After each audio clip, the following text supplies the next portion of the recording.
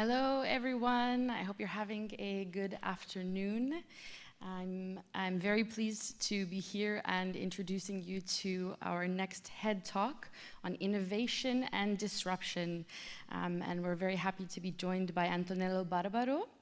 And after a career in two of the world's leading consulting companies, Accenture and McKinsey, and having worked in Geneva for the Global Fund, Antonello Barbaro's experience in the field of education has been consolidated at some of the most important institutes and universities around the world.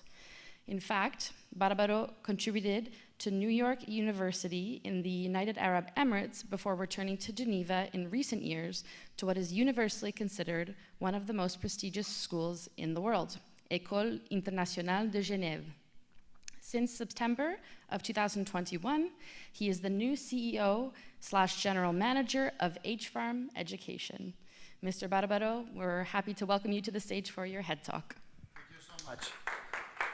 Thank you so much to all of you for having me today, and thanks for giving me the chance to contribute with some of the thinking that I just made recently when I joined H-Farm last September. And I really would love to take this time to discuss with you, to open a dialogue on the future of higher education and how perhaps we need to have the courage and capacity to transform the way in which we engage our students.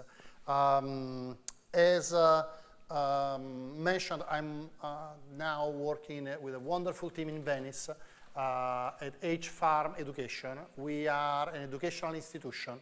We are focused on helping our youngsters in developing the better skills for a better future, and we have integrated from the K-12 activities. So we have on a physical and on a virtual campus students from 3 to 95 years. And we have a college with university degrees, we have schools, and we have really everybody that is trying to reflect on how education could be transformed. And we do that because part of the DNA of H-Farm is its origins. And when H-Farm started, was a startup incubator. So what we were doing, and it was the beginning of the year 2000s, we thought that there was a time where we need to help startup to grow. And then we translated that into helping corporations, and then we thought that the real solution and only way forward is to work on education. And that's the reason why we looked into changing a bit and taking best practices from all over the world in terms of how we can do that at each and every age group. So when I meet students and when I prepare for rethinking the strategy and the implementation, I always try to look at the past and the future. And I took two inspirations that I want to share with you today. What we see on the left is some data about the SP500. As you might know, is one of the main index that is tracking some of the top performing corporations. And what is interesting is to see how this index is composed. You might have heard also in other presentations that many of the companies that are in this index disappeared. What is interesting to see is the pace at which these companies are changing. And you see that in the 60s, a company, on average, was staying in this index for more than 30 years, while more recently, is expected in the next 2 years that the company will stay maximum for 14 years. And if we project that to the end of the decade, most probably, half of the companies that are nowadays in the index will be disappeared. And what does it mean to me? That it means that most probably we might be working in a company that will not be here anymore, or that a student is taking a direction in his or her career to work in a sector that will not be there anymore. Now, let me take the time machine and bring you on the right part of this chart.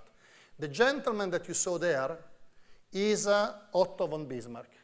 This gentleman, in the 1880, invented the pension system that we still have nowadays.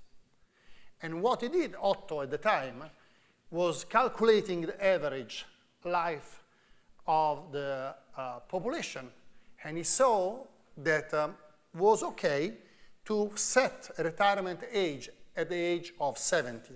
He was older when he did it, but he was an exception, because at the time, The average life expectancy was 50 years. So the model was working because not many people made to the 70s. Now, if we look at the data that we see, life expectancy 2 years ago was already at 73 years. But what is more interesting to me is to look at the next number, so that in 8 years from now, life expectancy is going to be at 90 plus years.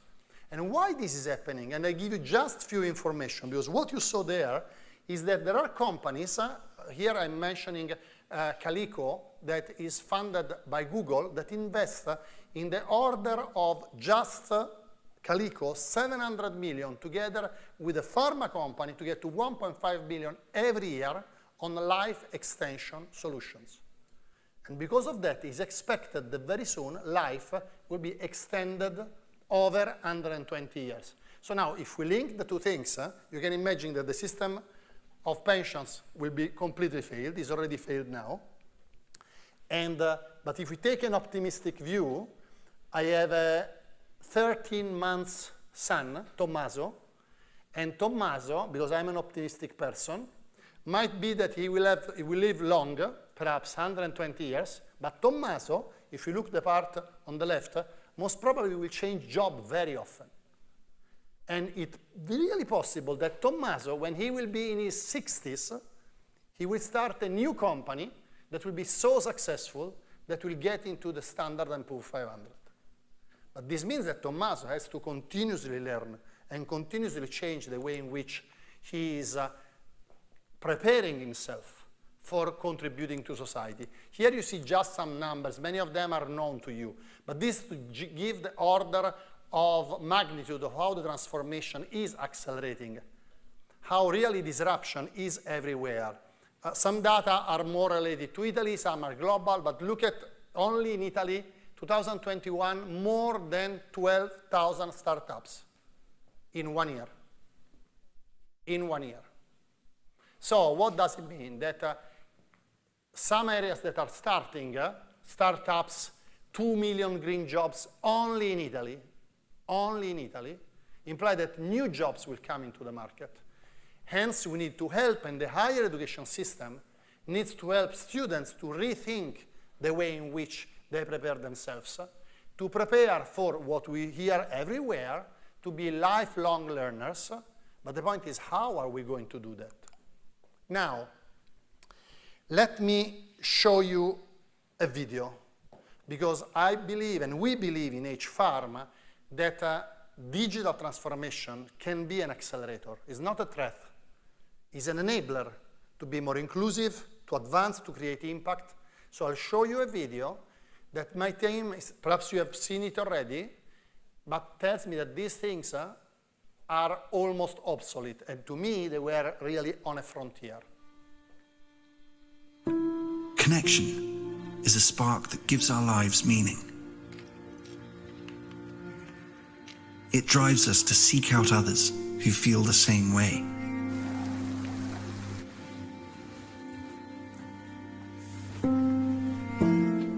Okay, why don't you input the data and we'll take a look together. Hey Mari, what you got for me?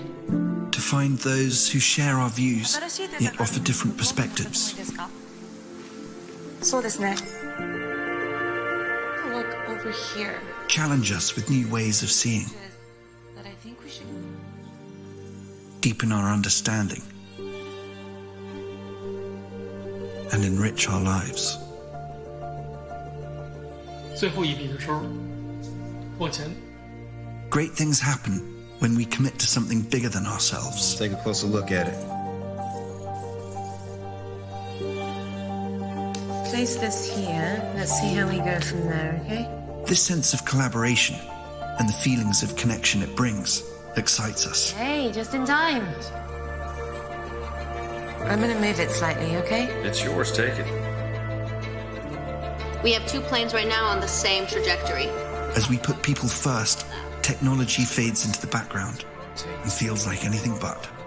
Aisha, what do you think? I think if we had 330, maintaining 2800, we'll be clear for approach. Excellent. This changes the way we see the world, and in turn, changes the world we see. These numbers are looking great, actually. There's promise in the possibilities, and what we see and create next will stretch the imagination. Good morning, Sarah. Morning. Slowly coming towards the thumb. A world without boundaries. Good job. A lot better than yesterday. Yeah. Excellent. Slowly bring the A arm world down. where technology enhances, not limits, humanity.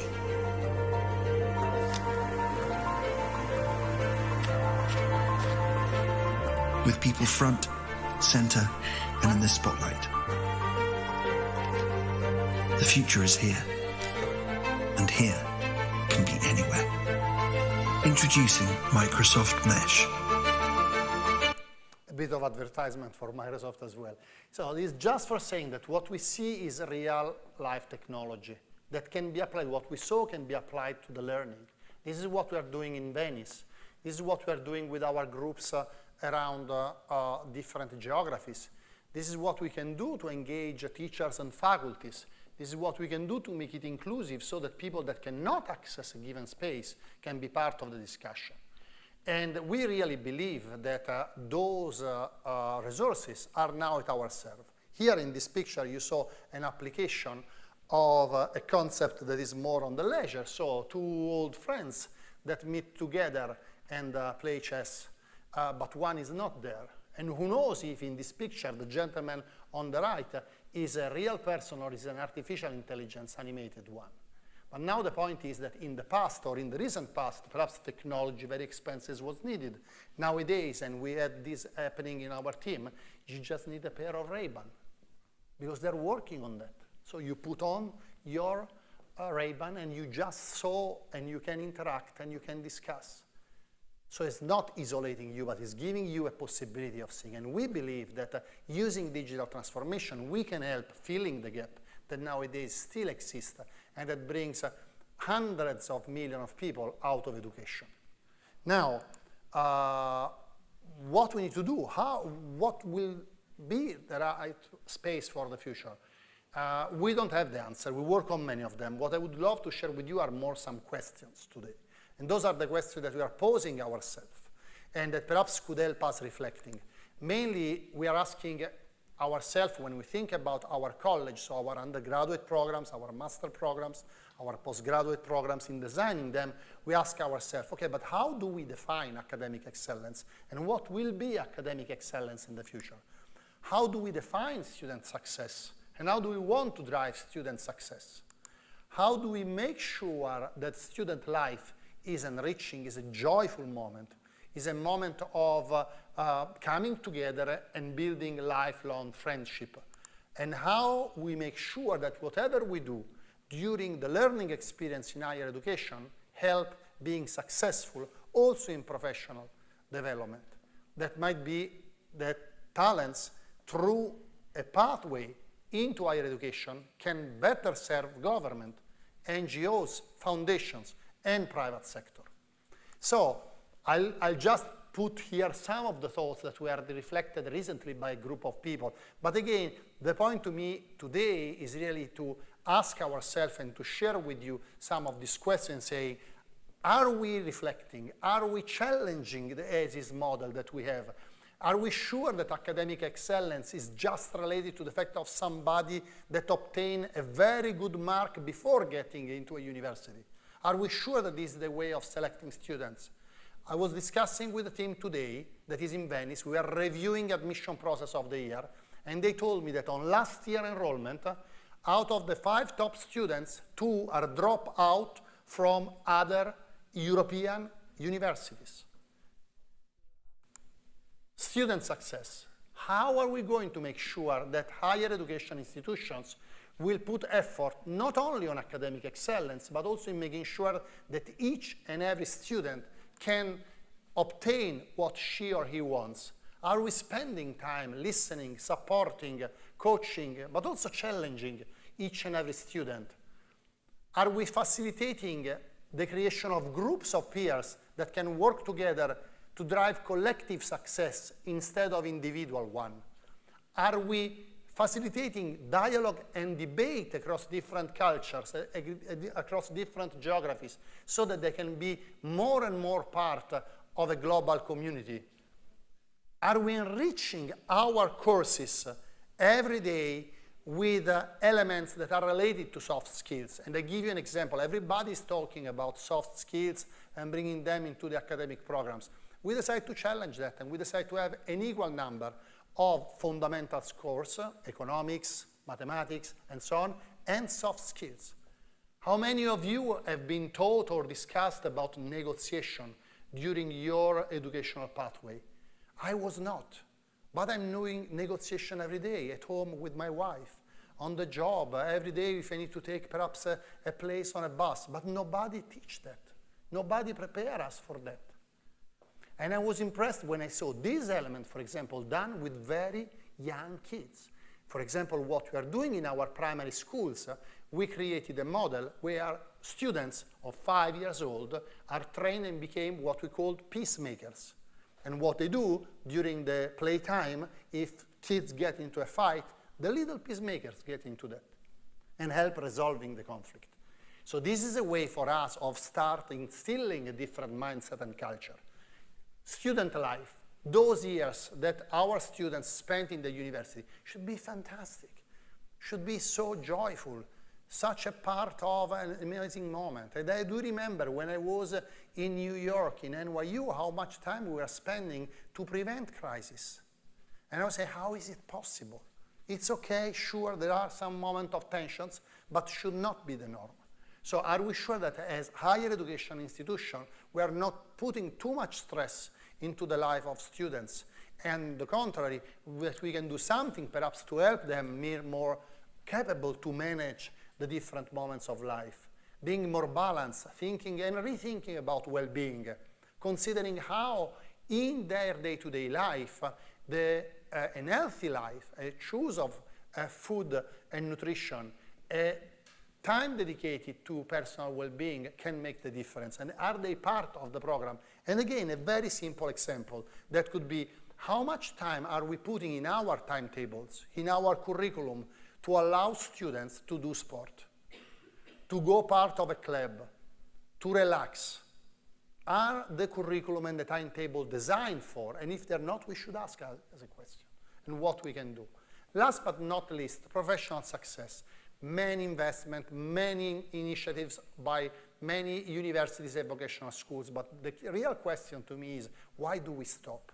If the first chart that I showed to you about the SP 500 and companies get out of market is true, perhaps we should consider of continuously assessing and assisting students in their process, starting on day one when they get into a university, when they get into a vocational school or a tertiary education, and then continuing to support, because the things go faster. The video that we saw before, to me, was mind-blowing when I saw it, but it's reality, it's happening now. So if we don't update our knowledge and our capabilities of our students or our youngsters, then the risk is that we'll fail them. Now, I want to use this metaphor. Jenna, we were discussing over lunch something interesting on that. The picture that you saw here is a typical bureau office, perhaps in the 80s, 90s. And then we had an evolution, and everything now is packed in that. And the next one that they're predicting is that we just get the glasses. Sure, perhaps I have a bias with my friends of Ray-Ban, but again, there is a push. This is just for us to discuss, to see that the world is changing, is dramatically changing. And higher education should be the one. We are giving ourselves a mission in Venice. We are telling that we should look at the next 50 years. We need to look at what might happen. The way in which we design a course, just to make an example, we're thinking about, okay, let's rethink the economical models when life will be extended over 130 years. Let's think about how project management will be done when we will be landing on Mars.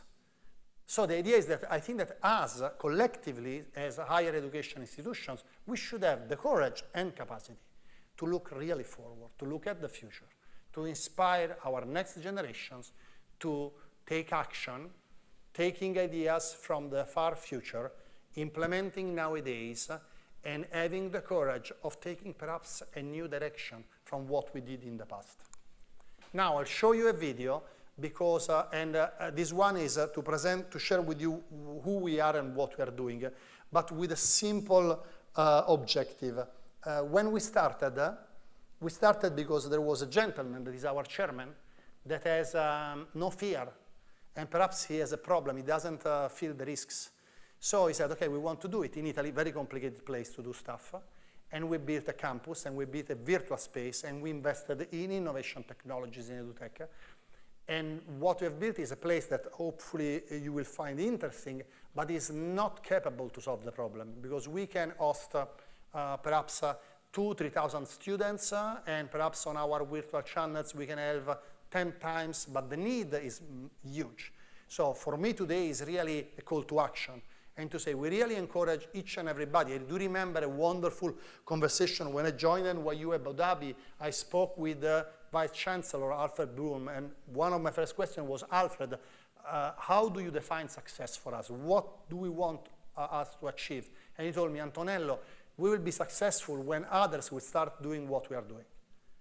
Because in our field, in higher education, there is not a competition, but there is a huge need. And so the reason why I show you this video is hopefully to give you as well the courage of taking perhaps risks, perhaps a step that might sound very long sometime, and to do something different so that we can revolutionize higher education.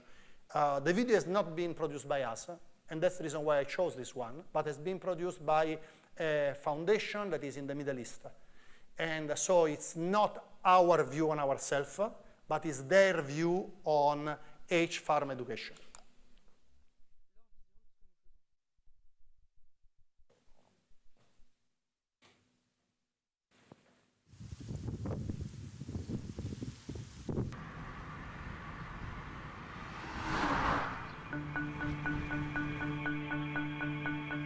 For the last decade, I have been on the lookout for an education and a pedagogical system that will revolutionize the way we learn and work. A system that will cater to the needs of our children and youth all over the world by responding to the realities of the Fourth Industrial Revolution. My search ended one day, and that day was when I arrived at the H-Farm. It was here that I discovered an organic system that can create human capital of the future through modern education. An innovative space that merges the right skills with the right technologies to create the right opportunities. A breakthrough solution that thrives on a collaborative culture of learning and sharing between entrepreneurs, startups, large corporations, and students. A platform where diverse minds meet and new ideas are born daily, where creativity flows in every direction and innovation is an everyday phenomenon.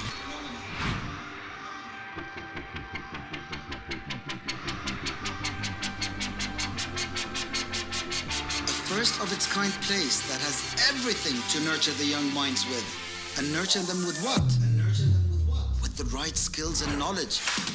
From a dynamic cluster of K-12 schools, a state-of-the-art digital design school, a bespoke management consultancy, a diverse mix of one-of-a-kind restaurants and dining options, a full-fledged library, world-class sports facilities, unique accommodations, innovative startup spaces, and so much more.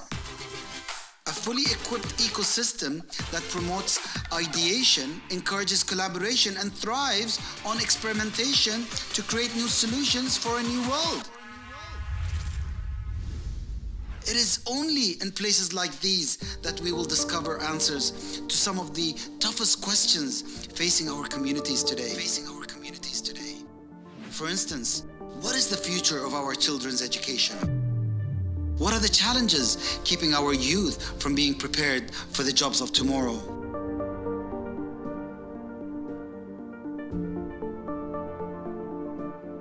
This is the model we need to embrace.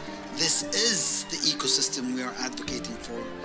This is the vision that needs to become a reality for nations all over the world. This is the answer we are all seeking. Well, perhaps there have been really generous to us somehow, but the idea is we believe that is important that around the world different options flourish so that the entire group of students can find a place where they can flourish, collaborate, and build a better future. We have started our piece in Venice, and we would be delighted to exchange discussions with all of you and hopefully to help as many others as possible to start something so that higher education can be serving the needs of our kids. Thank you so much.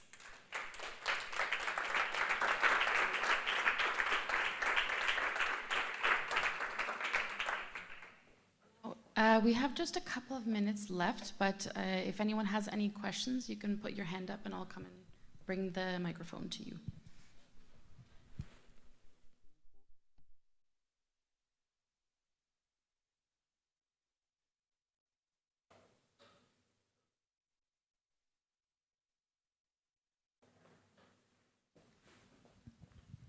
Hello, good afternoon. My name is Lola, I'm from Spain, and I have a little question. I was just wondering if, since you focus a lot on technology and innovation, do most of your students choose a STEAM path after they graduate from high school? That's a very good question. Not really. So we have a variety of pathways for them. So many of them, because the other thing that you have not perhaps seen yet in the video is that we focus a lot on entrepreneurship as well.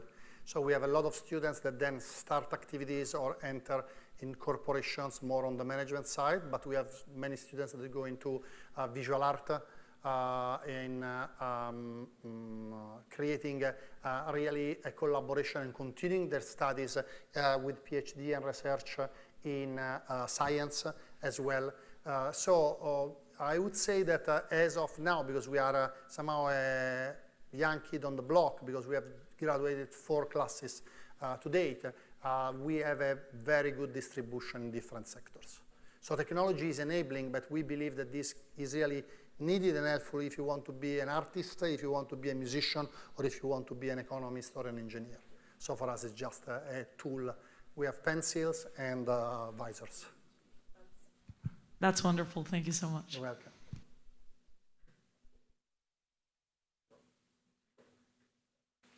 Hello. I have a question regarding the model, and if you think, based on your experience, that it could exist a low-cost model without compromising the main concepts that it entails. This is another very good question, and the short answer is yes. Because, and we were challenged with this question by some of our friends, and we worked to create a model that can go wherever. Now we have a model that is, for example, we are designing for rural schools, if we think about primary, middle, and senior years, and for university undergraduate programs as well. Sure, there is an element of the campus itself that play a role in creating the community.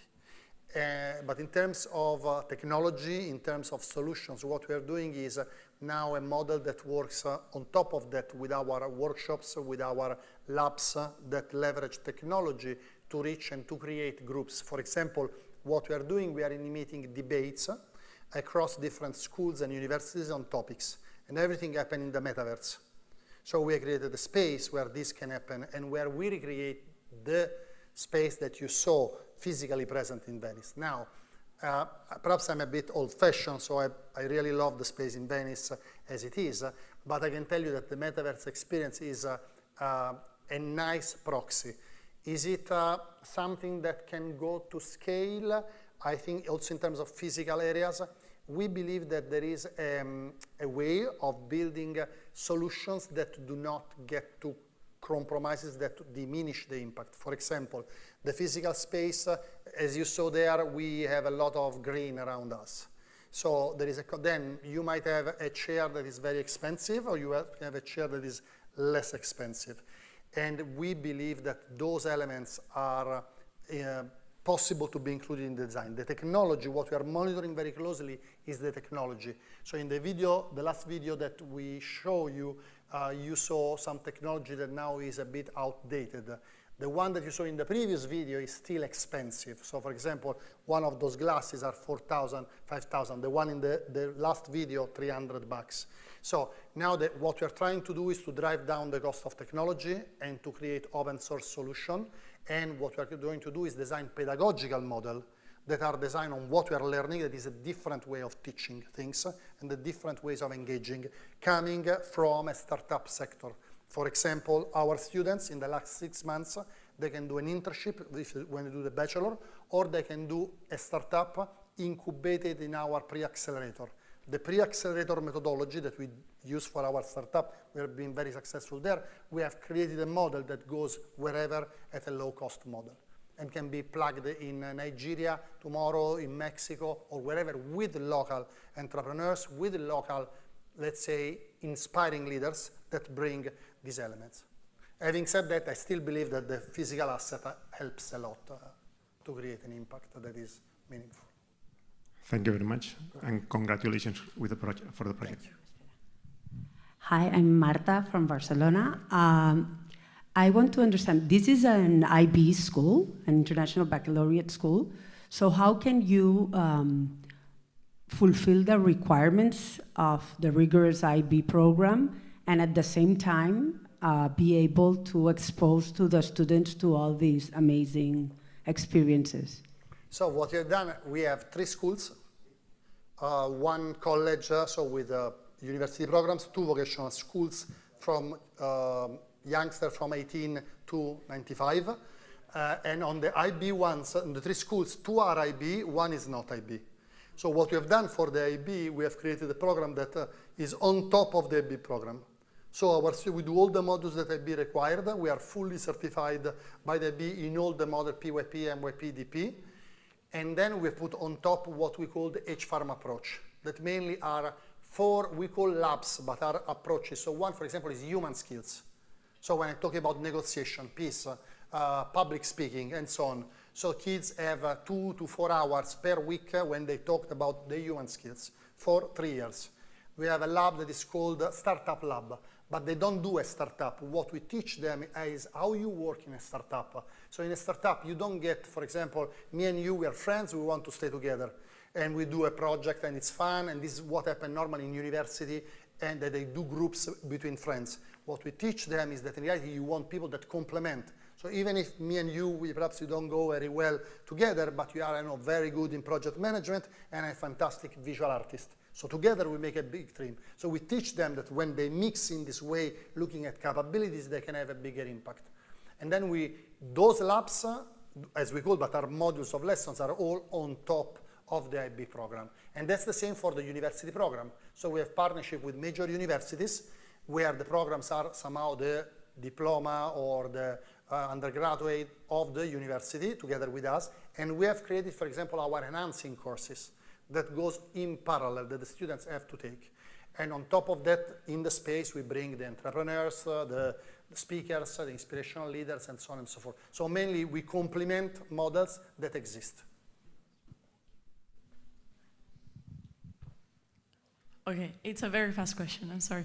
I was wondering if you talked about rural schools, about applying this to a rural school. I understand that H-Farm is in Treviso. Sí. Do you take into account community-based learning or environment-based learning, or do you just stay in the campus? So what we're doing in the different schools, we try to pilot, because we have also an Institute of Teaching and Learning that is focused on helping teachers and creating new pedagogical models. So we take into consideration all the different options that you mentioned. When we talk about rural school, for the time being, our first approach that we are designing is a model that, as we're doing with the IB, that doesn't overwrite the national system. So we built on top of the system that exists. So what we believe is that we need to build the local community. So for example, we don't parachute teachers anywhere, but what we do is we create a buddy system with the local teachers.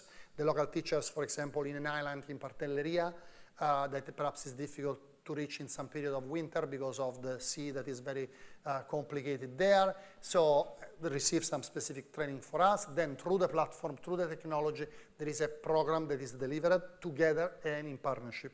And this, for some schools, is very important because, but this applies the same to the university, because what happens is that you might have a faculty that is wonderful, and you might have a faculty that needs some development. So what we do, we have a sort of, imagine like a Netflix catalog of lessons that are in virtual reality and in augmented reality. So what happens is that if you want to study biology, you take your Netflix H-Farm lessons on biology, and it starts. And this is delivered and prepared with the local faculty that is skilled and has some material to give the lessons, that is co-authored with a great biologist.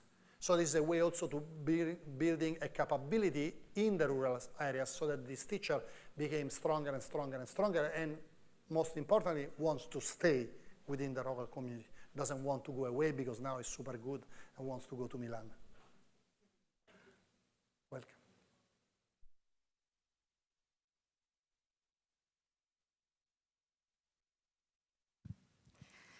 Well, I wish we could keep going with these wonderful questions that everyone has been asking, and hopefully these conversations can even continue outside of these walls. So I just wanted to say on behalf of UNESCO, thank you very much to you. And we're very pleased that you could do this head talk with us here today, and the title of your head talk, Innovation and Disruption. I really think these two words really get the point across of what your inspiring message was. So thank you very much, Antonello, Barbaro. And thank you so much. Thanks to all of you.